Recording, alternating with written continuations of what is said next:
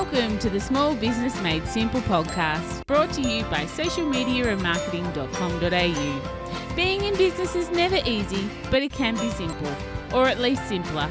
Join me, your host Jen Donovan, every week where we focus on marketing, social media, and working towards simplifying your business.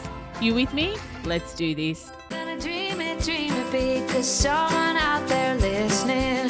Everyone's got a voice to give, and it's time I heard you whistling, 'cause there's no point at all, in dreaming small. Why, hey there. Welcome to episode 230 of the Small Business Made Simple podcast. Thank you for lending me your ears today. I appreciate that. I know you have lots of choices of podcasts to listen to, so I appreciate you making my podcast one of them. If you are enjoying the podcast, though, I'd love you to take a screenshot and share it on your socials and maybe tag me, because I would love to get to know you just like you're getting to know me a little bit by listening to this podcast and perhaps even following along on socials.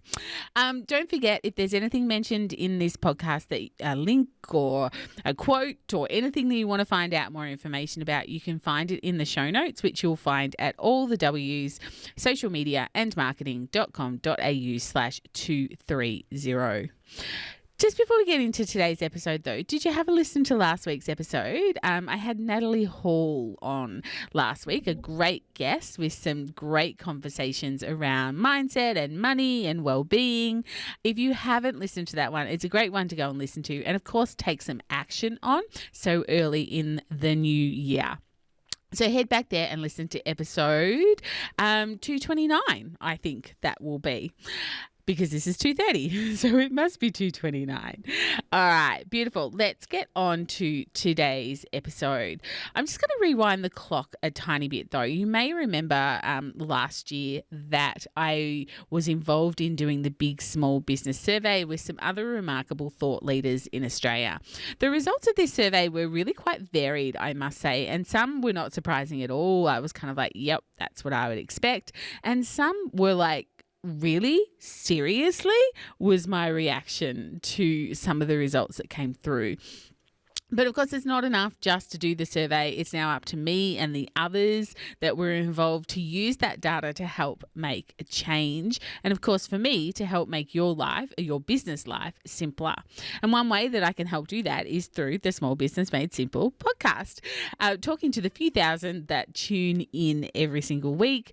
So over the next few weeks, I thought, maybe over the next few weeks, it may be over the next few months, or it might even be for the next 12 months. I'm going to pick parts of the survey and hone in on them and see what I can do to help, what advice and knowledge that I can share and get guests on to talk about other parts of the survey, because there was like pricing and employing and well-being.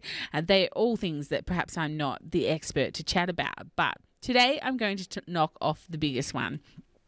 So the top challenge for small business owners, according to the Big Small Business Survey 2022, was understanding the best way to grow their business. 36.54% of those who completed the survey chose this from the list of challenges in the survey. So this was the top challenge that people put down through the survey, which I thought was really interesting. But I thought, well, today let's dig in. What are the best ways to grow your business in 2023? How can I help you understand the best way to grow your business? So let's dive in. Okay, so number one, focus on building a strong online presence. Having a professional website and active social media accounts, positive online reviews can all help attract new customers and build trust with existing ones. My second point, and if you're a long-time listener, you will know this one. Network, network, network. Your net worth is totally and 100% related to your network. So where is your network? Maybe you need to attend more local business events, join industry groups, join associations, connect with other small business owners, build relationships, do partnerships, do collaborations with other small business owners that can lead to new business opportunities and valuable partnerships. The third way that I think that I think. The third way that is one of the best ways to grow your business is continuously assess and improve your products and services. Listen to your customers' feedback. Stay up to date with industry trends. Sign up for people's newsletters.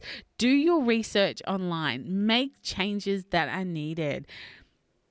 By constantly striving to improve, you'll stand out from your competition and also retain customers for the long term. We all know that it's 6 times more expensive to get a new customer than what it is to retain an old customer. So you've got to make sure you are nurturing and retaining the customers that already know, like, and trust you. Of course, remembering that it takes time and effort to grow a business, but by implementing these strategies, you'll be well on your way to success. And in fact, here's 2 more ways to grow your business. Number 4, utilize digital marketing strategies. Invest in targeted advertising on social media platforms. Make sure search engines know who you are, what you want to be famous for. Think about your websites. Think about your website as a way to reach new customers. Consider using email marketing, investing in SEO, investing in paid searches to generate leads and drive more traffic to your website. And number 5, consider expanding your product or servicing. I'll say that again. Consider expanding your product or service offering.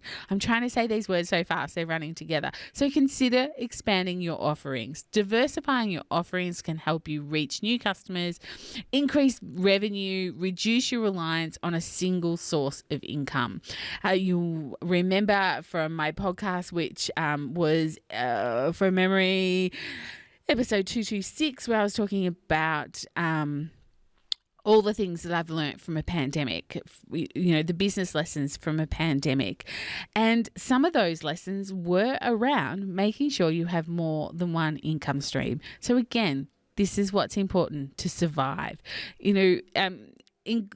Have a think about developing new products or adding new services or entering new markets, because what we want to do is listen to our prospects and listen to what our customers want and build a business around that. You can have the best business idea, but if no one wants to buy your product or your service, then your business just simply isn't going to survive. Remember, we always need to keep an open mind and be willing to adapt and change as needed. The business environment is constantly evolving, and making sure we stay flexible and responsive, we'll be able to take advantage of new opportunities as they arrive. One of the things that small business owners have over and above big business or the big end of town is our ability to be responsive really quick, to move with market trends at super lightning speed, because we are the business owner. We get to make these, we get to take action as quickly as we want to. Unfortunately, there's no magic bullet, no startling idea, thought, or strategy I can give you that I can say this is how you grow your business. There are 5 really great points that I just gave you, but ultimately, it's about consistency, it's about patience, it's about self-belief, it's about being adaptable and flexible. And this should keep you alive in any climate, especially if you listen to the news or to the economists at the moment. 2023 is going to be a tougher year, which seems quite unbelievable. I'm not quite sure it can get any tougher. But, these are the things you need to be thinking of. And in the words of Peter Drucker, remember, there is only 2 things in business: marketing and innovation. The rest is just stuff. So make marketing a priority and innovate where you can, and innovate by listening to what your customers and your prospects are after from you in your zone of genius, and of course making sure that they align with what it is that you want to be famous for. So do you have any thoughts or feelings or questions or queries around understanding the best way to grow your business? I've given you 5 tips there. I know there's a gazillion out there. If you type something like that into Google, you'll get all sorts of results.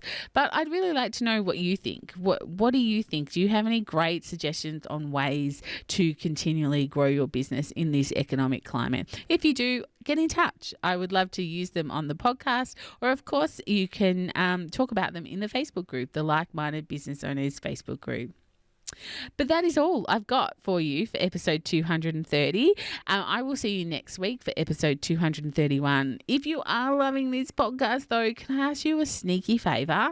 Could you take 30 seconds, maybe 60 seconds to leave a rating and review? One of my goals this year is to grow the reach of this podcast and help more small business owners just like yourself. And having reviews, like I said, up in point 2, I think it was. No, I think it was actually 0.3.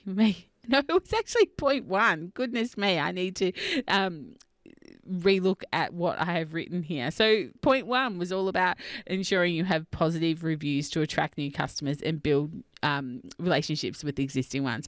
That's one of the ways that you can help me, is by leaving a rating and review for this podcast. Anyway, I'm really going to go this time. If we're not hanging out on social, let's get social on social. You can find me on Instagram, Facebook, or of course LinkedIn. But whatever you do, remember, my small business peep, as my opening song says, there is no point in dreaming small. No time like the present. Tell it like you feel it, say it proud, be true, and let us see you for the star that you are. No point in dreaming small.